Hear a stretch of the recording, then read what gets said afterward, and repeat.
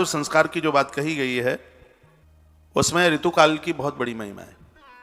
एक महीने में जितना भी अनजान में जो भी कुछ अपराध होता है नारी से, ऋतुकाल के 4 से 5 दिन में उसके तत्पश्चात उसको शुचिता पवित्रता मिल जाती है। 7वें दिन वह नारी इतनी पवित्र हो जाती है कि देवता उसके हाथ का अन्न खाने के लिए तरसते हैं। सजग्र समझदार नारी हैं, मेरी बात के ऊपर विश्वास करते हुए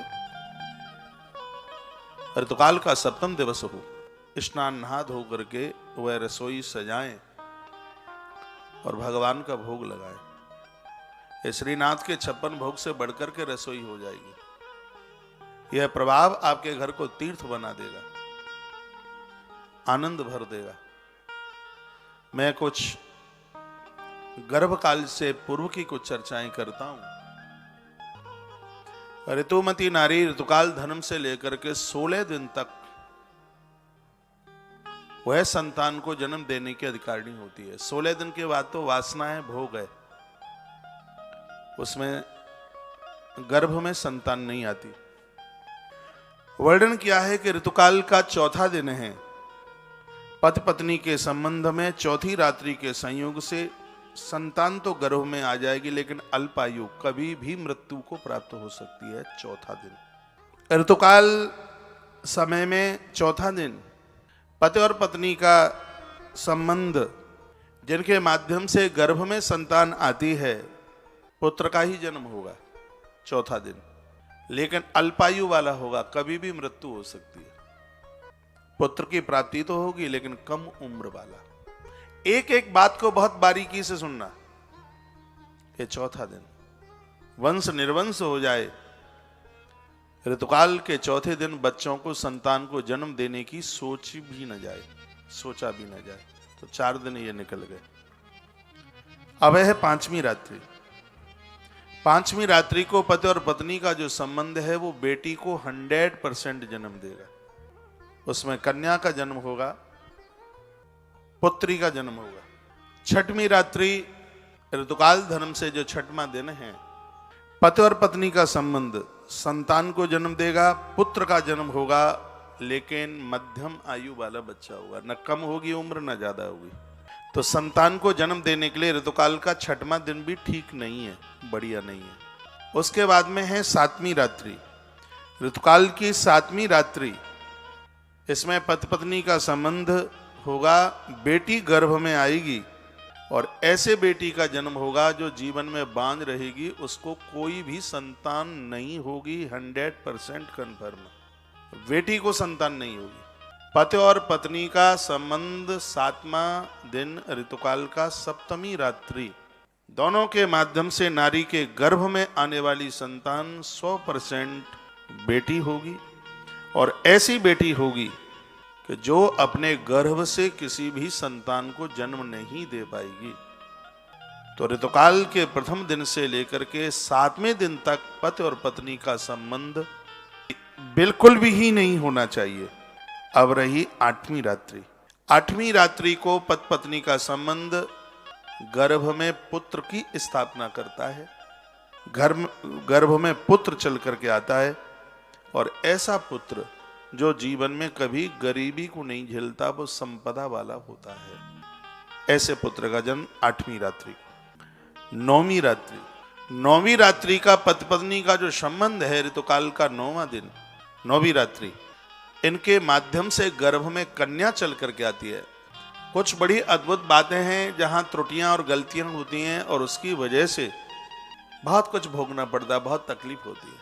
एक बेटी जन्म लेती है और उसको संतान न हो तो लोग कहते हैं उसका दुर्भाग्य है। चलो ठीक है, उसके पुण्य कम हो सकते हैं, लेकिन इसमें माता पिता की भी एक बहुत बड़ी गलती है। 7वें दिन पति पत्नी के संयोग में गर्भ में आने वाली संतान बेटी, और ऐसी बेटी को जन्म मिले जिसको औलाद न हो, तो 7वां दिन ऐसे चला गया।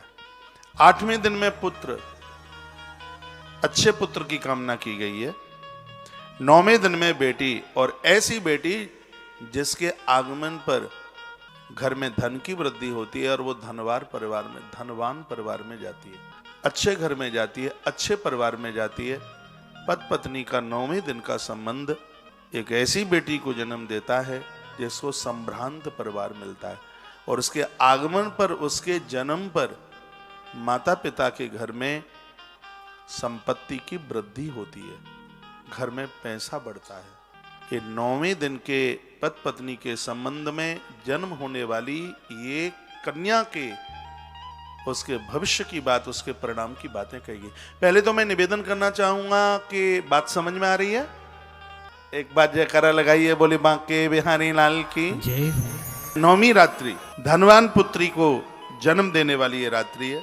अब रही 10वीं रात्रि। 10वीं रात्रि को पति और पत्नी का जो संबंध है यह पुत्र को जन्म देती है, लेकिन वो पुत्र ऐसा है जो चतुरा है, चालाक है। वो अपनी पत्नी और बच्चों के अलावा किसी के लिए जिंदगी ही नहीं जीता।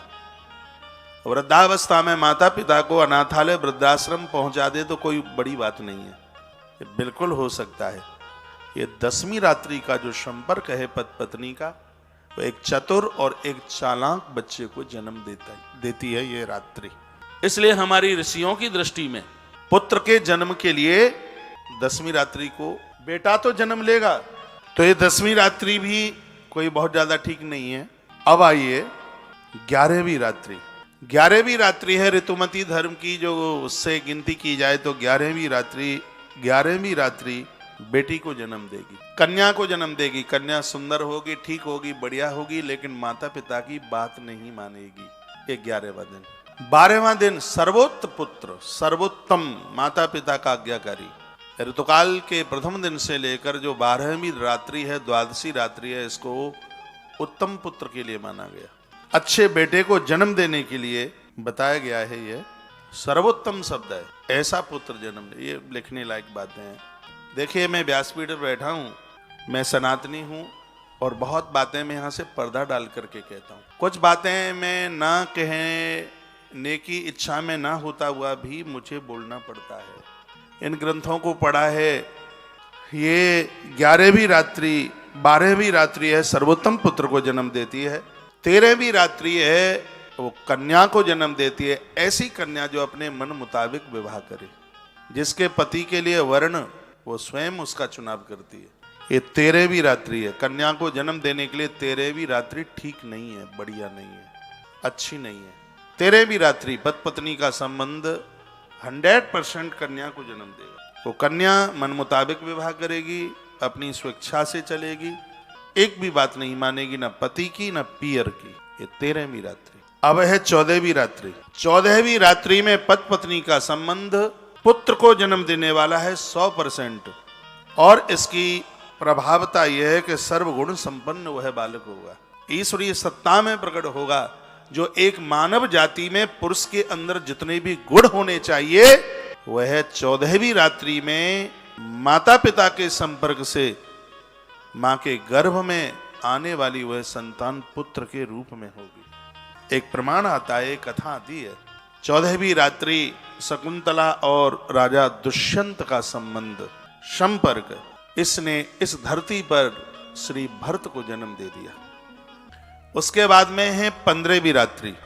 इसमें वर्णन है कि 15वीं रात्रि को माता पिता के संबंध के द्वारा गर्भ में 100% कन्या ही आएगी, बेटी आएगी, और वह बेटी भाग्यशाली होगी और लिखाएं अखंड सौभाग्यवती, जिसके पति की उम्र बहुत लंबी होगी। ऐसी कन्या का जन्म होगा जिस घर में वह जाएगी उस घर को स्वर्ग बना देगी, बैकुंठ बना देगी।